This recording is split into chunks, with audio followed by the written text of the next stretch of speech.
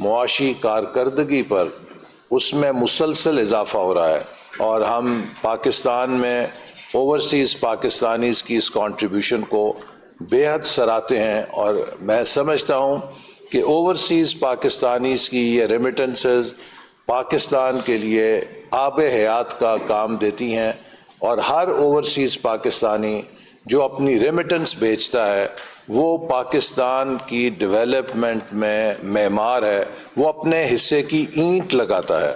اور اسی لیے میں امید کرتا ہوں کہ زیادہ سے زیادہ ہمارے اوورسیز پاکستانیز وائٹ چینل کے ذریعے، آفیشیل چینل کے ذریعے اپنی ترسیلات بھیجیں گے. یوں وہ پاکستان کی ترقی کے معمار بنتے ہیں. لیکن اگر وہ غیر سرکاری یا ہنڈی کے ذریعے پیسہ بھیجتے ہیں تو وہ پاکستان کی ڈیولپمنٹ میں کاؤنٹ نہیں ہوتا. تو اوورسیز پاکستانی جو ہیں وہ پاکستان کی تعمیر میں اگر سونے یا چاندی کی اینٹ لگا سکتے ہیں تو وہ اپنی ریمیٹنسز کو سرکاری طور پہ بھیج کے ملک کے زر مبادلہ کے ذخائر میں حصہ ڈال کر وہ پاکستان کے معمار ہیں اور پاکستان کی ڈیولپمنٹ میں حصہ لیتے ہیں، اور اس کے لیے ہم ان کو خراج تحسین بھی پیش کرتے ہیں. اور میں سمجھتا ہوں کہ حکومت کی ذمہ داری ہے کہ ہم ان کے لیے زیادہ سے زیادہ اس کے عوض مراد بھی کریں اور ان کے لیے سہولت بھی لے کر آئیں. پہلے جو 5 مہینے ہیں اس سال کے، اس میں 349 ارب روپے ہم نے آتھرائز کیا پی ایس ڈی پی کے لیے، جس میں سے کہ 196 ارب روپیہ اے جی پی آر سے سینکشن ہوا، جس سے ہم اپنی جو 1 ٹریلین روپیز کی پی ایس ڈی پی ہے اس کے استعمال کی طرف قدم بڑھا رہے ہیں. جو یوٹیلائزیشن ہے پی ایس ڈی پی کی ہمارے اس اب تک وہ تقریباً 16% ہے اپ ٹو ٹوڈے، جس میں 159 بلین ہے، جبکہ گزشتہ سال آج کی تاریخ میں یہ 13% تھی اور 141 ارب روپیہ تھی. تو ہم utilization of P S D P جو ہے اس میں بھی اگرچہ اس سال ہمارا حجم کم ہے پچھلے سال کے مقابلے میں، لیکن اسٹڈی پروگرس کر رہے ہیں پی ایس ڈی پی کو بڑھانے میں بھی. ہم نے اس دوران نومبر میں منسٹری نے سی ڈی ڈبلیو پی کے ذریعے 10 پروجیکٹس اور 7 کانسیپٹ پیپرز کی منظوری دی اکتوبر 25 میں، جبکہ 6 میجر پروجیکٹس جو ہیں وہ ایکنیک کو ریکمینڈ کیے گئے، جس میں کہ نمایاں پروجیکٹس جو منظوری دی گئی ان میں دانش اسکول چترال خیبر پختونخوا میں اس کا قیام ہے، جو 3 ارب روپے سے زائد مالیت سے تعمیر ہوگا. اسی طرح سندھ کوسٹل ریزیلینس پروجیکٹ ہے جو تقریباً 56 ارب روپے کا ہے.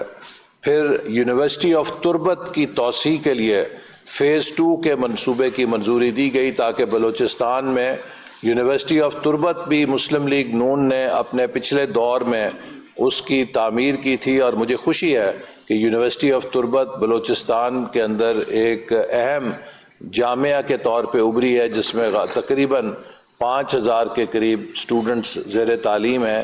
اس کو مزید امپروو کرنے کے لیے ہم نے 2 ارب روپے کی منظوری دی ہے منصوبے کی، جس سے بلوچستان کے نوجوانوں کو اعلیٰ تعلیم کی بہتر سہولت مل سکے گی. اسی طرح پنجاب کا جو readiness financing for provincial projects intermediate cities improvement investment program ہے، اس کے پروجیکٹ کی منظوری دی گئی، اور بن قاسم انڈسٹریل پارک کے لیے 6 ارب روپے کے منصوبے کی منظوری دی گئی، جس سے وہاں پر گرڈ اسٹیشن اور دیگر ڈیولپمنٹ کا کام ہوگا. اور this reflects our priority on special economic zones, کہ بن قاسم کو ایک ہم ماڈل ایس ای زی کے طور پہ تیار کریں، اور یہ ہمارا پروجیکٹ اس میں مددگار ہوگا. ان منصوبوں کے نتیجے میں تقریباً 25,000 ڈائریکٹ اور 41,000 انڈائریکٹ جابس کریٹ ہوں گی. ہم نے اس دوران ان منصوبوں کی منظوری کے دوران 3.3 ارب روپے کی ریشنلائزیشن بھی کی. ان پروجیکٹس کے اندر جو کاسٹ سیونگ ہے وہ تقریباً 3.3 ارب کی ہے which is value addition from ministry of planning, جس سے کہ یہ خطیر رقم ہمیں بچے گی۔ منسٹری نے اس مہینے میں 21 منصوبوں کی مانیٹرنگ کی اور 4 منصوبوں کی پڑتال کی تاکہ ہم ان کی کارکردگی کو تفصیل کے ساتھ دیکھ سکیں۔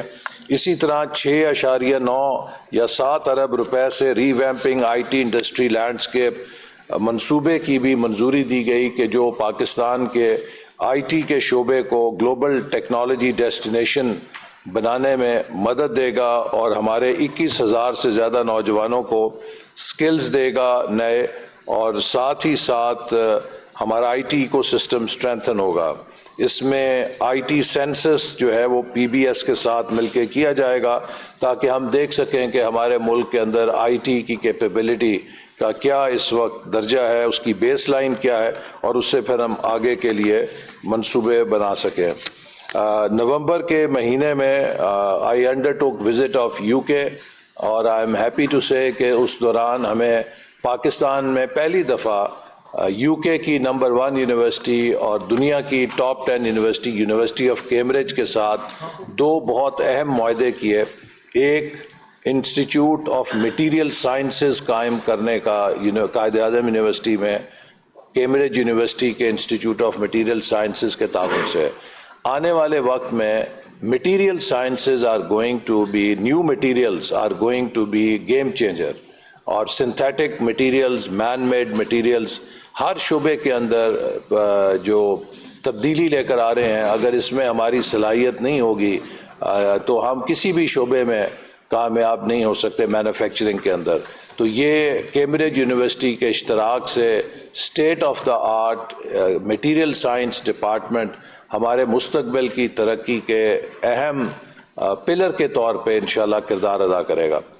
دوسرا معاہدہ ہم نے یونیورسٹی آف کیمبرج کے ساتھ کیا، جس کے نتیجے میں کیمبرج یونیورسٹی کا جو انٹرپرائز ڈپارٹمنٹ ہے، کیمبرج انٹرپرائز، جو کہ کیمبرج یونیورسٹی کی ریسرچ کو کمرشلائز کرتا ہے، اسٹارٹ اپس پیدا کرتا ہے اور سائنس پارک بناتا ہے اور ایک ایکو سسٹم بناتا ہے جس سے یونیورسٹی کے پروفیسر اپنی ریسرچ کو ملک کی ترقی میں استعمال کر سکتے ہیں اور جوڑ سکتے ہیں۔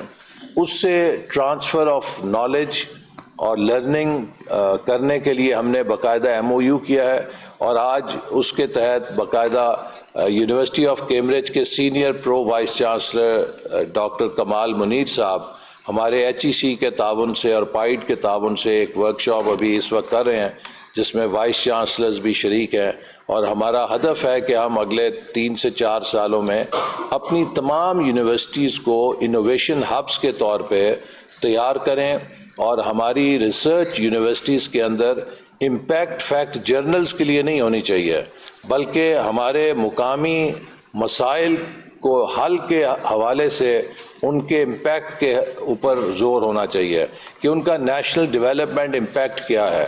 ریسرچ وہی ہمارے لیے کارگر ہے جو ہمارے قومی معیشت کی اور ترقی کے اہداف کو پورا کرنے میں ہمیں مدد دے۔ تو یہ بھی ایک بہت بڑا ٹرانسفارمیشنل لنک ہے جو ہم نے یونیورسٹی کیمبرج سے قائم کیا ہے، جس سے ہم اپنے اعلیٰ تعلیم کے نظام میں ایک بڑی تبدیلی لانے کی بنیاد رکھ رہے ہیں۔ اسی طرح یو کے میں ٹریڈ منسٹر کے ساتھ میری ملاقات ہوئی تاکہ ہم پاکستان کے لیے مصنوعات کا ایکسیس لے سکیں اور آپس میں باہمی تجارت کو فروغ دے سکیں۔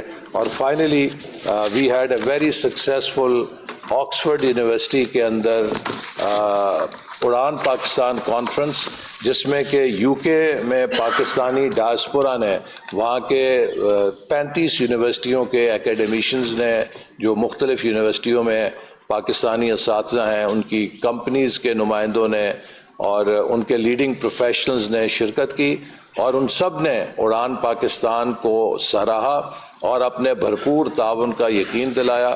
اور میں امید کرتا ہوں کہ ہمارا جو اڑان پاکستان ہے اس میں انشاءاللہ تعالی اوورسیز پاکستانی سے ہم برین گین کا چینل قائم کریں گے، ہم ایک نیشنل برین گین کا برج بنائیں گے، جس سے ہم برین ڈرین تو سنتے ہیں لیکن اب ہمیں ریورس کرنے کے لیے برین گین پہ جانا ہے، اور بہت سارے ینگ پاکستانیز باہر سے پڑھ کر واپس آ رہے ہیں. ہم اڑان پاکستان کے تحت ان کی رہنمائی بھی کریں گے کہ وہ کس طرح پاکستان کی ترقی میں حصہ لے سکتے ہیں، اور جو بیرون ملک مقیم پاکستانی ہیں انہیں ہم برج بنا کے دیں گے کہ وہ بیرون ملک رہ کر اپنی صلاحیت سے، اپنی نو ہاؤ سے کس طرح پاکستان کی ڈیولپمنٹ کے ساتھ جڑ سکتے ہیں.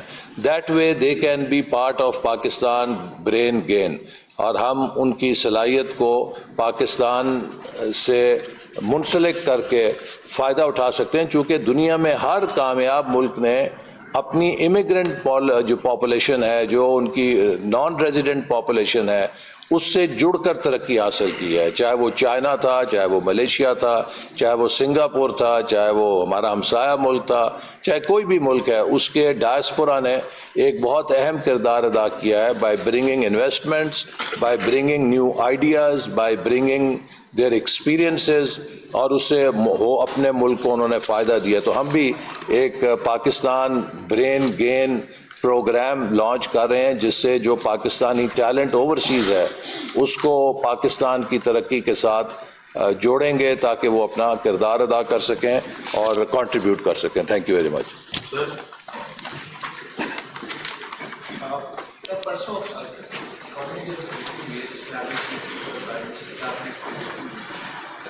اس کے حوالے سے اس وقت جو ملٹری لیڈرشپ ہے ان کا کیا وہ ہے کہ پوسٹ فائنل پروگرام پاکستان کو آگے کیا اس کی ڈائریکشن کیا ہونی چاہیے، کیسے یہ پروگرام سے پرماننٹلی جان چھوڑا جائے، اور کیا ملٹری لیڈرشپ یہ سمجھ ہے کہ ایگزسٹنگ آپ کا اکنامک گورننس اسٹرکچر ہے یہ ڈیلیور کر سکتا ہے، یا اس کے لیے کچھ اور ہمیں سجیسٹ؟ دیکھیے، میں سمجھتا ہوں کہ اس وقت پاکستان میں ایک بہت سنہری موقع ہے کہ پاکستان کے ریاست کے تینوں ستون اس بات پہ یکسو ہیں کہ پاکستان کی ترقی کی سب سے بڑی ضرورت پاکستان کا داخلی استحکام ہے.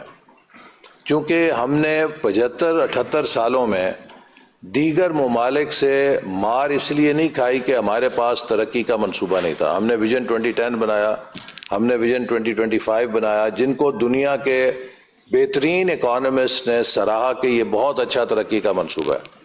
لیکن ہم نے مار یہ کھائی کہ ہم نے ان منصوبوں پر مکمل عمل درآمد نہیں کیا. ہماری پولیٹیکل انسٹیبلٹی نے بار بار ہمارے ترقی کے سفر کو کریش کیا.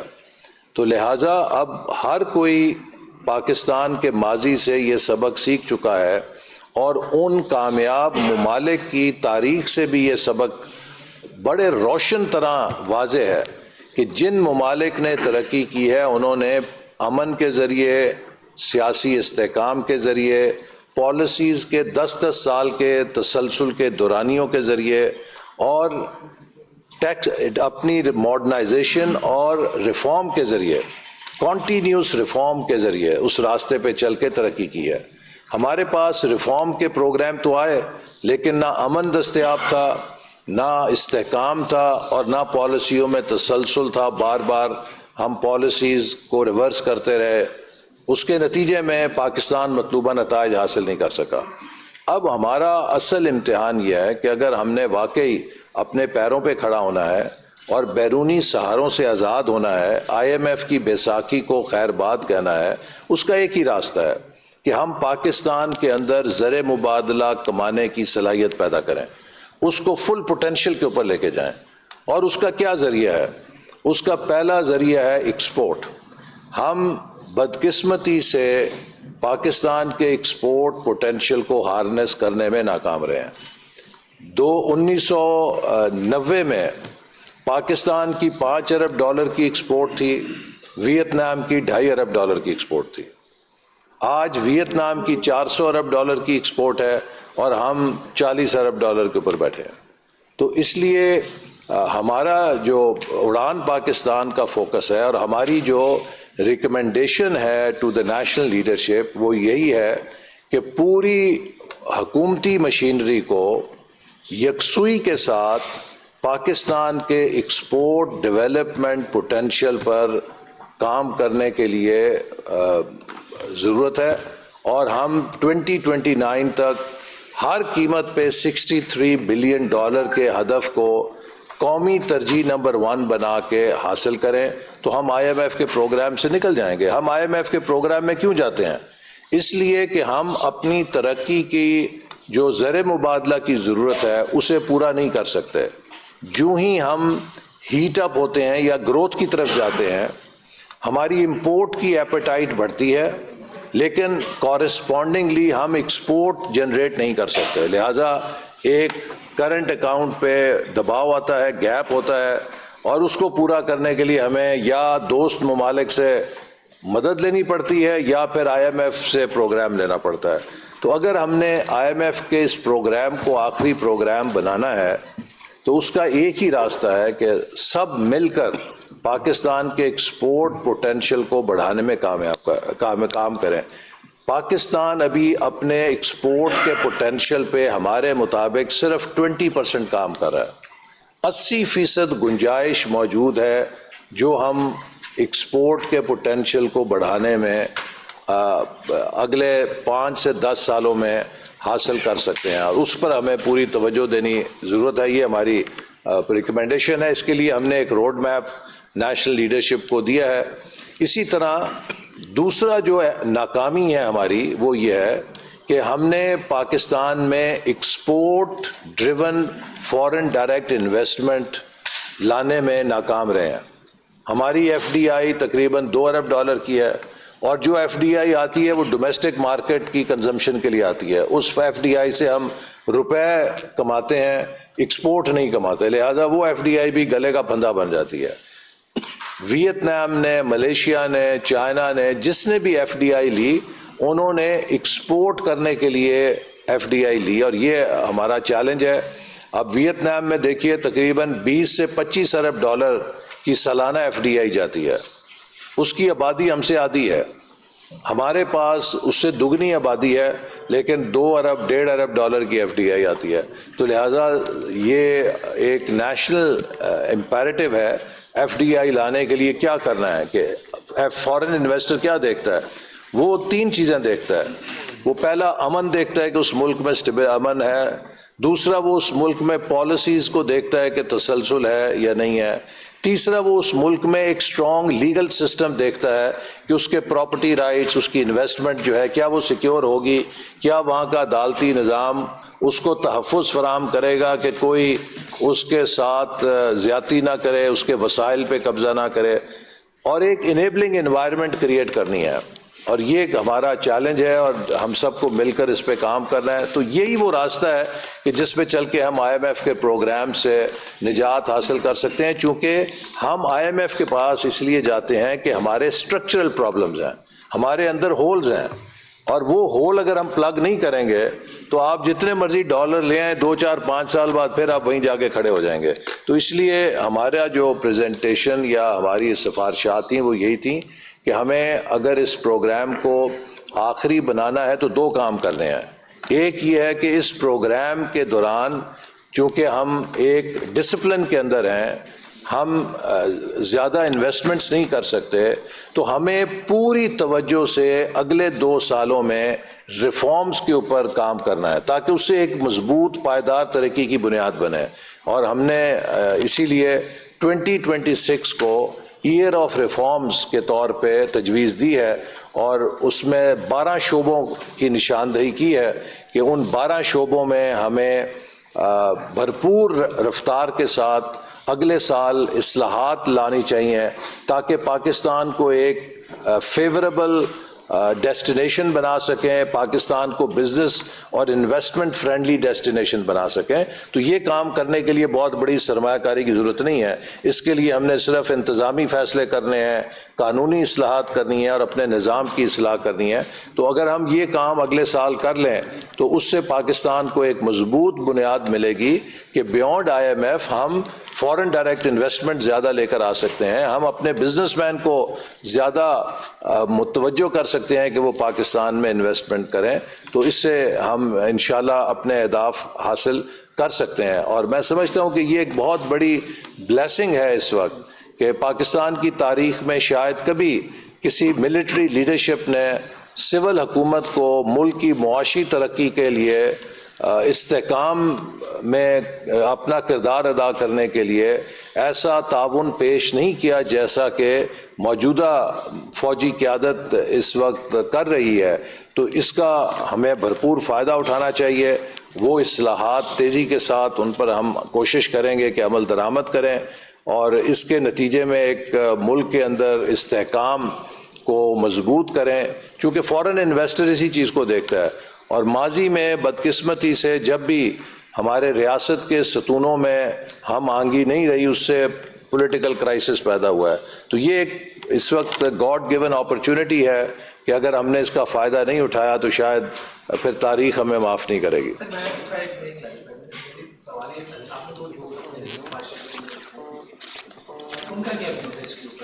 دیکھیے، فوجی قیادت جو ہے اس کا تو ویو یہی ہوگا نا کہ ملک کی معیشت مضبوط ہونی چاہیے، چونکہ strong economy make strong defence, اور وہ ان کی بھی یہی خواہش ہے کہ پاکستان اپنے پیروں پہ کھڑا ہو، پاکستان اپنے وسائل کو پیدا کرے، اس میں ترقی لائے، تاکہ ہم جو یہ کوئی اچھی بات تو نہیں ہے کہ ہمارے وزیر اعظم اور ہمارے آرمی چیف جا کے دوست ممالک سے کہیں کہ آپ رول اوور کر دیں.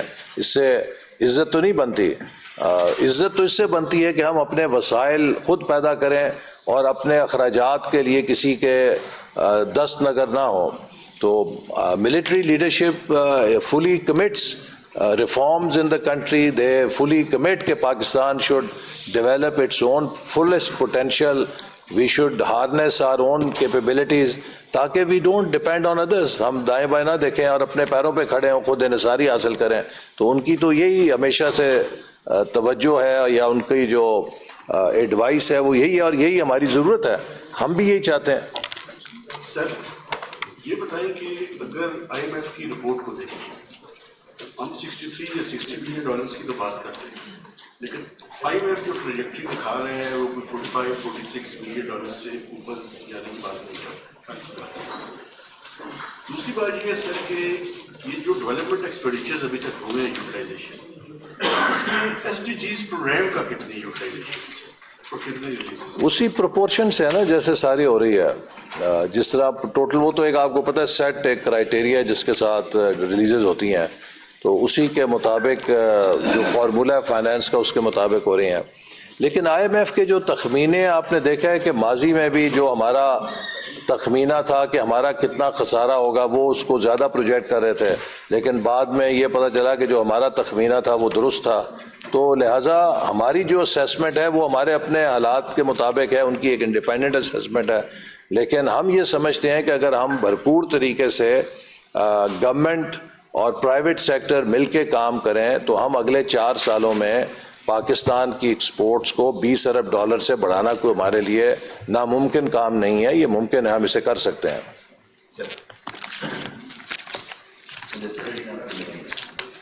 ایک تو آپ نے 2-3 باتیں کی ہیں کہ آئی ایم ایف کے جو پروجیکشنز ہوتے ہیں، آئی تھنک جو بجٹ میں ہمارے نمبر ہوتے ہیں، اسٹیمیٹس ہوتے ہیں، وہ بھی سم ہاؤ ایسے ہی ہوتے ہیں کہ وہ فلفل نہیں. سیکنڈ، ابھی جو آپ نے بات کی $20 بلین ایکسپورٹ بڑھانے کی، سر اگر ہم تھوڑا سا ریکارڈ دیکھیں تو آئی ڈونٹ تھنک سو کہ ہم نے کبھی 1 سال میں 2 سال میں 3 سال میں 4 سال میں ہم نے اتنا بڑا جمپ لیا ہو کہ ہماری ایکسپورٹ $40 بلین سے انکریز ہو کے $63 بلین تک پہنچ جائے. کوشچن میرا یہ ہے سر کہ جو کرنٹ اکنامک ماڈل ہے اس میں آپ دیکھ رہے ہیں کہ جو آپ کا ٹارگیٹ تھا ایکسپورٹ لیڈ گروتھ، لیکن ہم دیکھ رہے ہیں کہ ہماری ایکسپورٹ میں ڈکلائن ہے اور ہماری جو امپورٹ ہے اس کی کنزمپشن بڑھ رہی ہے جو کہ ایکسپورٹ لیڈ نہیں ہے. اور اس پاسبل کہ آپ کرنٹ اکنامک ماڈل پہ رہتے ہوئے جو ٹارگیٹس آپ اڑان پاکستان کے تحت فکس کر رہے ہیں اس کو گورنمنٹ خود آن کرے اور اس کرنٹ اکنامک ماڈل پہ پاکستان سسٹینیبل ہو. دیکھیے جو ماضی کا ماڈل ہے وہ تو فیل کر چکا ہے.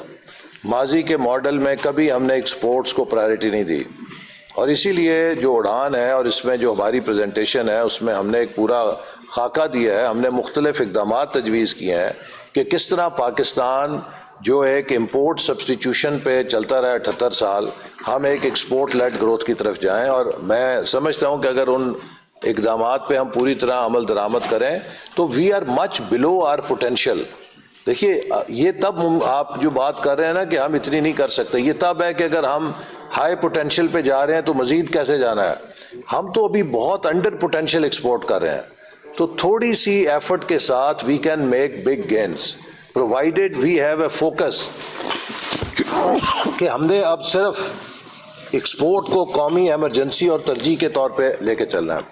ساتھ ہی ساتھ میں یہ بھی کہنا چاہتا ہوں کہ ہماری جو ریکمنڈیشن ہیں اس میں اس وقت اس بات کی بے حد ضرورت ہے کہ وفاقی حکومت تنہا کچھ نہیں کر سکتی جب تک کہ صوبے اس کا تعاون نہ کریں. صوبے وفاقی حکومت کی جو قومی ڈیولپمنٹ ترجیحات ہیں ان سے جب اپنے انویسٹمنٹ پلانز کو الائن نہ کریں.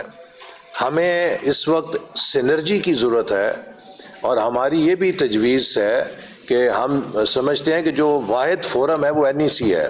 بدقسمتی سے ہمارے ہاں NEC جو ہے وہ صرف PSDP اپروول کرنے کا ایک فورم ہے، اور ہم نے یہ تجویز دی ہے کہ کم سے کم ہر سہ ماہی میں اس کی میٹنگ ہونی چاہیے پرائم منسٹر چیف منسٹرز کے ساتھ بیٹھ کر جو صوبائی ان کی حکمت عملی ہے اور جو نیشنل حکمت عملی ہے اس کو الائن کریں، کیونکہ جب تک ہم صوبائی انویسٹمنٹس کو نیشنل پلان کے ساتھ ہارمونائز نہیں کریں گے تو ہم پورے نتائج حاصل نہیں کر سکتے. پھر اسی طرح منسٹری آف پلاننگ نے ایک پورا ورکنگ پیپر NFC کے حوالے سے بھی دیا ہے حکومت کو کہ ہم سمجھتے ہیں کہ NFC میں صوبائی جو ہیں شیئرز ان کو ٹچ کیے بغیر بہت ساری اصلاحات کی گنجائش ہے. دیکھیے اس وقت وفاقی حکومت بڑی انڈر فنڈڈ ہے. ہمارا جو حصہ ہے 47.5%، اس میں سے GB کو بھی جاتا ہے، اس میں سے آزاد کشمیر کو بھی جاتا ہے، اس میں سے نیولی مرج ڈسٹرکٹس کو بھی جاتا ہے، اس سے ICT کو بھی جاتا ہے، پھر تقریباً 700 ارب سے زیادہ BISP کو جاتا ہے جو کہ سوشل ویلفیئر صوبائی کام ہے. تو اگر یہ تمام صوبائی نوعیت کے اخراجات آپ نکال لیں تو ہم تو 47 سے نیچے گر کے کوئی 35-37% کے اوپر آ جاتے ہیں. تو لہٰذا ضرورت اس بات کی ہے کہ NFC کے اندر یہ جو اخراجات وفاق کے اوپر ہیں ان کو ڈویزبل پول سے نکالا جائے، اور ہم اس بات کی پوری سپورٹ کرتے ہیں کہ کشمیر کو، گلگت بلتستان کو اور نیولی مرج ڈسٹرکٹس کو ان کے شیئر کے مطابق NFC میں سے حصہ ملنا چاہیے. اور ہم یہ تمام صوبوں کو بھی اس بات کی ریکویسٹ کر رہے ہیں کہ وہ اس پہ ہماری تائید کریں، کیونکہ اب پاکستان میں اگر آپ نے گلگت بلتستان اور آزاد کشمیر کو یہ انکلوژن میں لانا ہے تو ان کے لوگوں کو آپ حق دیں، جو ان کا حق بنتا ہے ان کو حق دیں، بجائے یہ کہ وہ یہ سمجھیں کہ فیڈرل گورنمنٹ ہمیں کوئی خیرات دیتی ہے یا ہمیں اپنے پاس سے کوئی، ان کو خیرات تو نہیں دیتے ہم، ان کا حصہ ملنا چاہیے جیسے 4 صوبوں کو ملتا ہے. اور اس کے لیے کوئی ایسی ضروری نہیں ہے کہ ہم کوئی ایسی ترمیم درکار ہو. اگر ترمیم کرنی ہے تو ہم آئین میں یہ ترمیم کر سکتے ہیں کہ GB اور AJ کو وسائل کی تقسیم میں وہی حق ملے گا جو صوبوں کو حق ملتا ہے. تو یہ کوئی اتنا بڑا کام نہیں ہے. تو اس لیے میں سمجھتا ہوں کہ یہ AJ اور GB کے عوام کے لیے بھی اور ان علاقوں کی پاکستان کے ساتھ مضبوط تعلق کرنے کے لیے ضروری ہے کہ اب ہم انہیں فیڈرل گرانٹ نہ دیں بلکہ ان کے حصے کا فنڈ انہیں دیں جس سے وہ ترقی میں حصے دار بن سکیں. اسی طرح ایک اور چیز جو ہے وہ بڑی ضروری ہے کہ پاکستان کی ترقی میں جو سب سے ویک پوائنٹ ہے وہ سوشل سیکٹر ہے. ہماری جو سوشل لیگز ہیں وہ نہ ہونے کے برابر ہیں. ہم ترقی نہیں کر سکتے جب تک ہم تعلیم کے شعبے میں ترقی نہیں کریں گے، ہم صحت کے شعبے میں ترقی نہیں کریں گے، ہم آبادی پہ قابو نہیں پائیں گے. یہ تمام شعبے صوبوں کے پاس ہیں. لہٰذا اس بات کی بے حد ضرورت ہے کہ صوبے آبادی پہ قابو پانے کو، تعلیم کو اور صحت کو اپنی پہلی ترجیح بنائیں، چونکہ ہیومن ریسورس کے بغیر آپ ترقی نہیں کر سکتے. تو اس کے لیے بھی ہم یہی سمجھتے ہیں کہ NEC وہ فورم ہے جس میں ہم صوبوں کے ساتھ مل کر اس پروگرام کو کامیاب کر سکتے ہیں، چونکہ ان کی انویسٹمنٹس. اب یہ میں میڈیا کو کہوں گا کہ دیکھیے جو سوشل سیکٹر ہے ان کے کمزور ہونے کی وجہ یہ ہے کہ سوشل سیکٹر کی انویسٹمنٹ 10 سے 15 سال میں نتائج دیتی ہے. ہر حکومت 5 سال کے اندر نتائج دیکھنا چاہتی ہے. سیمنٹ اور سریہ اور انفراسٹرکچر آپ کو 2 سے 3 سال میں نظر آ جاتا ہے. آپ شاہراہ بناتے ہیں وہ 2 سال میں نظر آ جاتی ہے. آپ کوئی ہسپتال بناتے ہیں 2 سال میں نظر آ جاتا ہے. کوئی اسکول بناتے ہیں 2 سال میں نظر آتا ہے. تو جو فزیکل انفراسٹرکچر ہے جو سیمنٹ اور سریہ ہے اس کی جو ویزیبلٹی ہے وہ شارٹ ٹرم ہے. لیکن جو ہیومن ریسورس انویسٹمنٹ ہے اس کی ویزیبلٹی 10 سال بعد ہے. لہٰذا جو حکومتیں ہیں وہ اس کو نظر انداز کرتی ہیں. یہ میں سمجھتا ہوں کہ سول سوسائٹی کا فرض ہے اور میڈیا کا فرض ہے کہ وہ حکومتوں کو اس بارے میں اکاؤنٹیبل ہولڈ کریں کہ وہ ایجوکیشن، ہیلتھ، پاپولیشن پہ کیا کر رہی ہیں. اور ہم اسی لیے میں نے پاکستان بیورو آف اسٹیٹسٹکس کو کہا ہے کہ ہم عنقریب پاکستان کا جو ڈیولپمنٹ ڈیٹا ہے وہ حلقوں کی بنیاد پہ ریلیز کریں گے تاکہ پاکستان کے ڈیولپمنٹ کی اونرشپ پولیٹیکل بیسس پہ جائے. حلقوں کی بنیاد پہ پتہ چلے کہ کس حلقے میں ہیومن ریسورس کس نوعیت کا ہے، کس حلقے میں تعلیم کا کیا لیول ہے، کس حلقے میں صحت کا کیا لیول ہے، کس حلقے میں آبادی پہ قابو کا کیا لیول ہے. ڈیولپمنٹ انڈیکیٹرز جی، ڈیولپمنٹ انڈیکیٹرز جو ہیں ایٹ کانسٹیٹوئنسی لیول، چونکہ یہ آئیں گے تو پھر ایک پولیٹیکل کمپٹیشن شروع ہوگا پاکستان کے اندر کہ ڈیولپمنٹ اور سوشل انڈیکیٹرز کے اوپر مقامی نمائندوں کا احتساب ہوگا. لوگ پوچھیں گے کہ بھی یہ فلانے ضلع کے یا فلانے ساتھ والے حلقے کی لٹریسی یہ ہے تو ہمارے حلقے کی لٹریسی کیوں ہے؟ آپ نے اس کو کیا کیا ہے؟ آپ کیوں نہیں اس کے اوپر توجہ دے رہے؟ ہائیسٹ ڈیٹا سر کس طرح تھوڑی سی ڈیٹیل بتائیں. دیکھیے نا، ہمارے پاس جو سینسس کا ڈیٹا ہے وہ بلاکس کی صورت میں ہے نا، تو ان بلاکس کو اگر آپ کانسٹیٹوئنسی کے لیول پہ کمپائل کر کے دے دیں تو ڈیٹا نکل آئے گا، وہ ہمارے پاس موجود ہے. تو وہ لہٰذا اگر ایک حلقوں کی بنیاد پہ ڈیولپمنٹ ڈیٹا رپورٹ شائع ہو تو اس سے اس بات کا امکان ہے کہ ایک پولیٹیکل کمپٹیشن شروع ہوگا ڈیولپمنٹ کے لیے اور سوشل انڈیکیٹرز کے لیے. میں آپ کو ایک مثال دیتا ہوں. ہم نے 2017 میں پہلی دفعہ multi dimensional poverty index district کی بنا پہ وہ کی. آپ کو آئی کین شیئر ابھی اس کا پتہ ان کے پاس ہوگا کہ نہیں ہوگا، لیکن اگر آپ وہ ہماری میں آپ کو شیئر کر لوں گا میپ جو پاکستان کے موسٹ انڈر ڈیولپڈ ڈسٹرکٹس ہیں، they are the hotbeds of terrorism right now. یعنی کہ بالکل اس طرح میچ کرتی ہے وہ جو پروفائل ہے نا کہ جو آپ کے districts red area, red colour کے آتے ہیں، most poor and most underdeveloped. Those are the hotbeds of terrorism right now. So there is a very strong link between development and peace. سر ابھی آپ نے بات کی جو آپ کی منسٹری ہے پلاننگ، یہ صرف پلاننگ تک تو محدود نہیں کہ آپ ہی کی وزارت ہے. سر اگر آپ باقی کہ آپ کے پاس کمیشن ہے جو اس کو ہیڈ کرتے ہیں، پیٹرولیم ڈویژن اور آپ کی جو پاور ڈویژن ہے اس کا جو گرلسی قرض ہے وہ آپ قرضہ لے کے ریٹائر کرتے ہیں، ٹھیک ہے، اور وہ غلطی قرض ہم پہ آئے گا، آپ پر بھی آئے گا. اس کے ساتھ ساتھ سر دوسری جو منسٹری ہے اس کا بھی جو تقریباً غلطی قرض ہے 26 سال.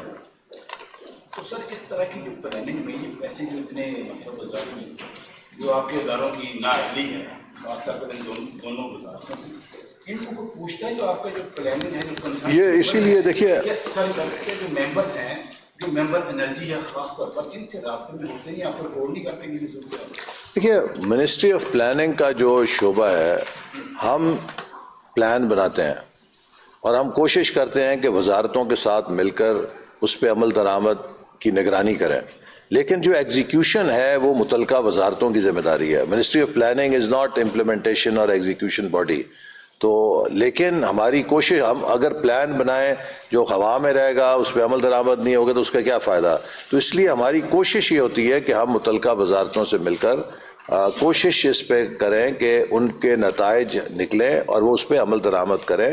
اور اسی لیے ہم نے ایک میکنزم بنایا ہے کہ ان کے ساتھ پیریوڈیکلی ریویو کر کے دیکھیں کہ وہ اس پہ کتنا عمل کریں. اور جو ہماری سفارشات حکومت کو ہم نے دی ہیں اس میں ایس او ایز کی ریفارم اور سرکولر ڈیٹ کی ریفارم بھی ایک کلیدی، اس پہ ہماری سفارشات موجود ہیں.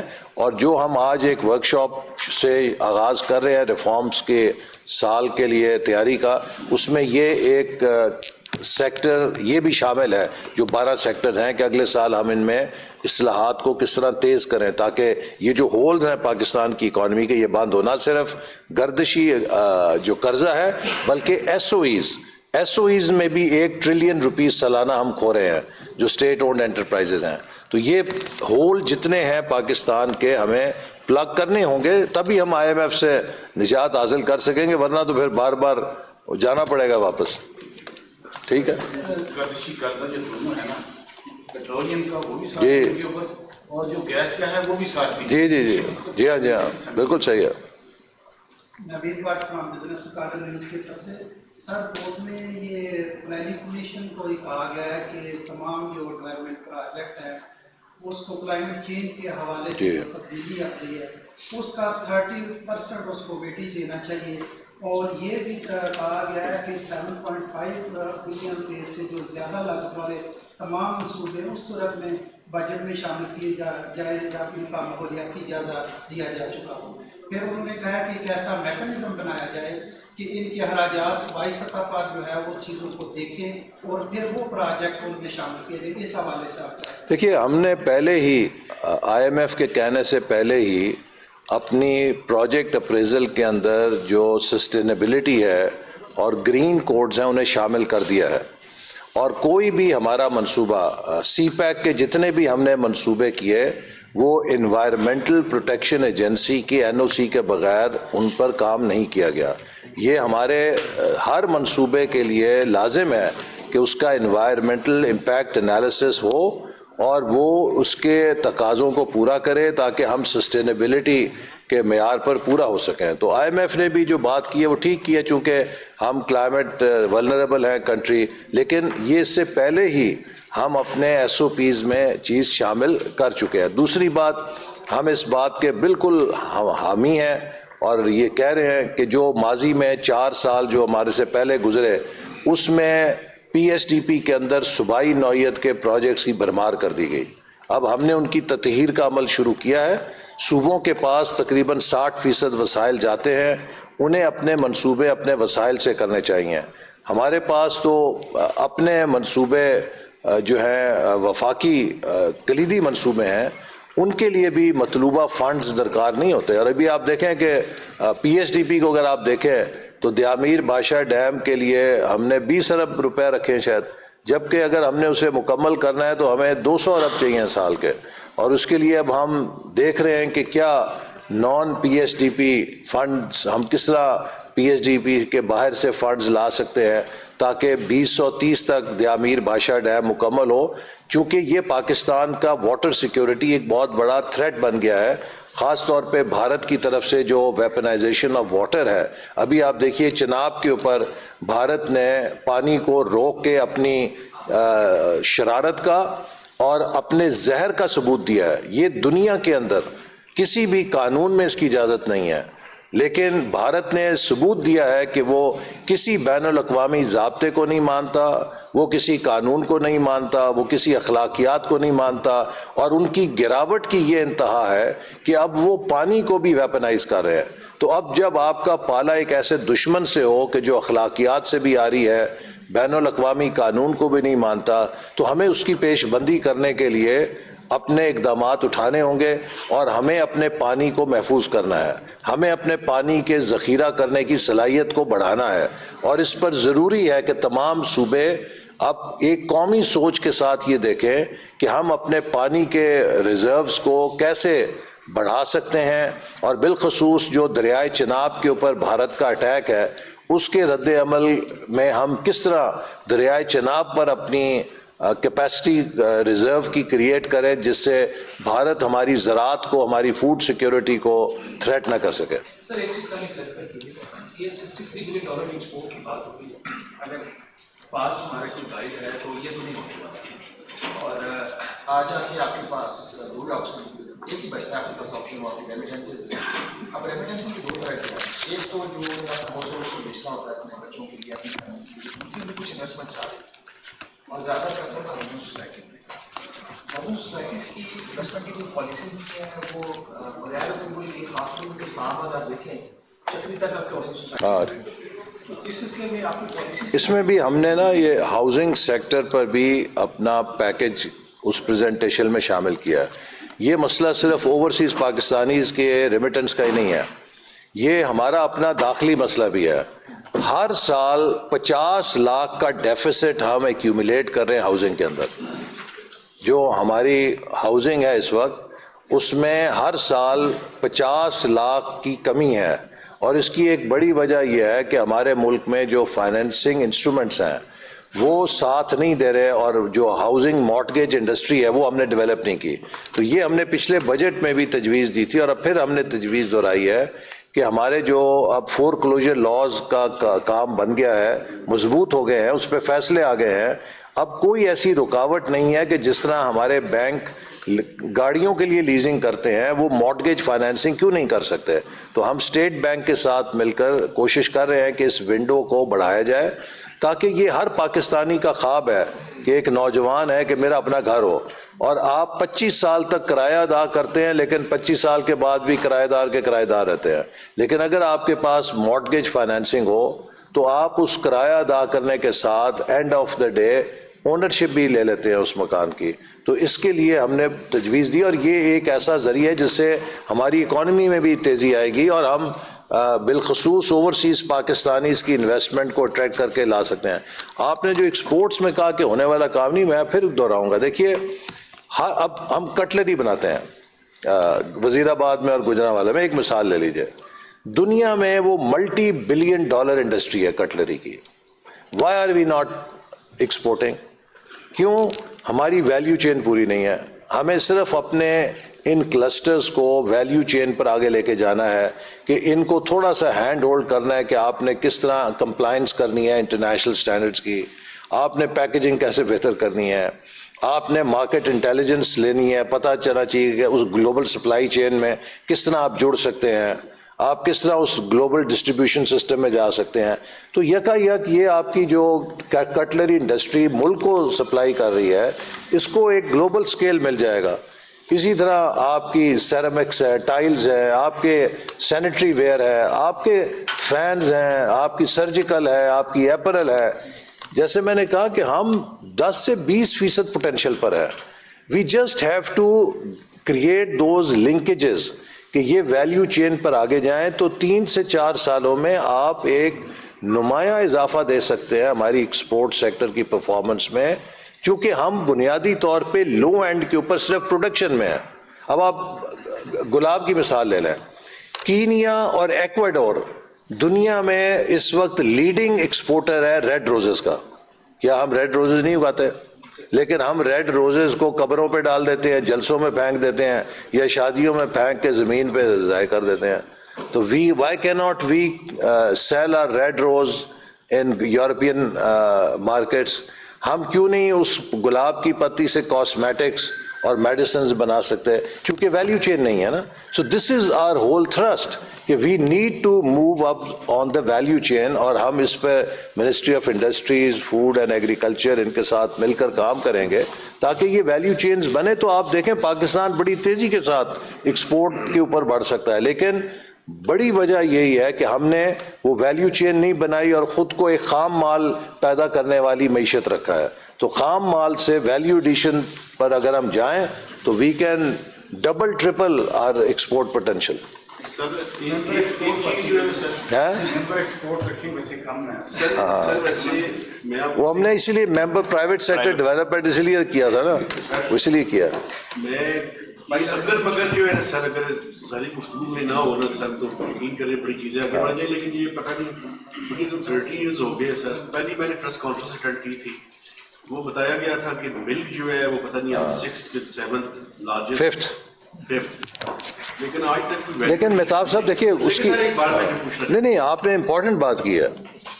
وہی جو میں شروع میں کہتا ہوں کہ یہ تبدیلی آتی ہے پالیسیز کے تسلسل سے.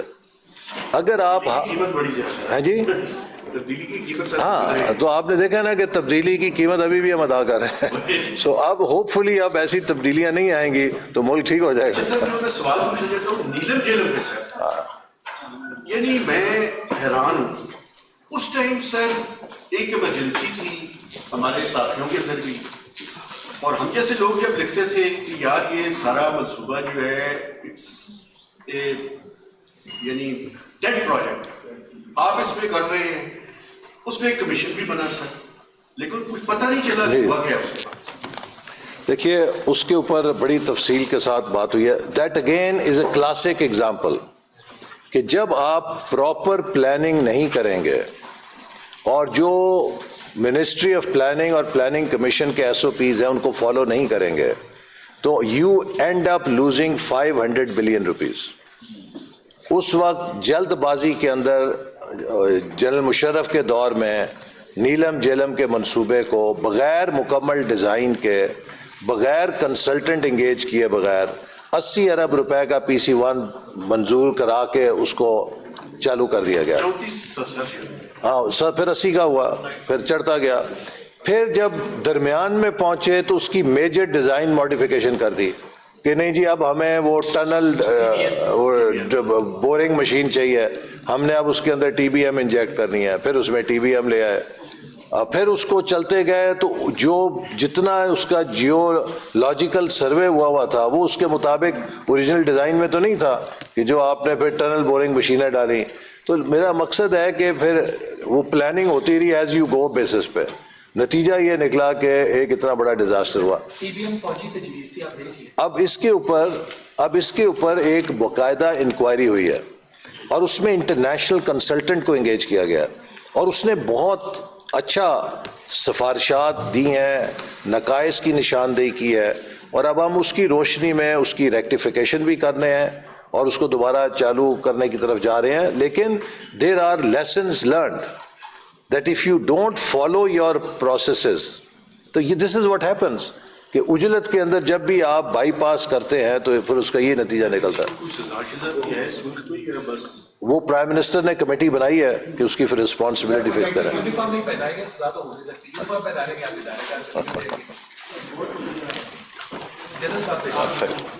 یہ والا ایک طرف دا منفرد. ہاں جی نیکسٹ جی. تھینک یو ویری مچ جی، بہت شکریہ. اس زمانے میں ہم لکھتے تھے اور سر اس کا جو فائنینشیل وہ تھا نا ہاں وہ میرے